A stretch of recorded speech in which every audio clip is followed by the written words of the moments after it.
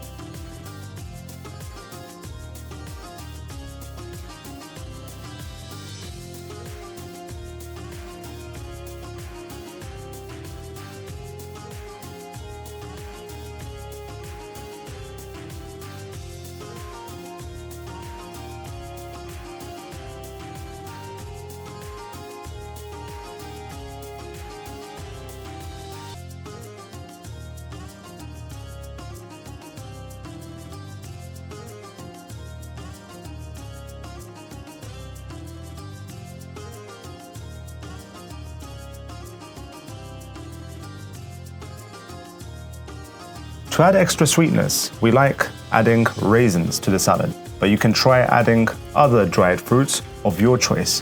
Keep the salad in the fridge for at least an hour before serving, as it is best served chilled.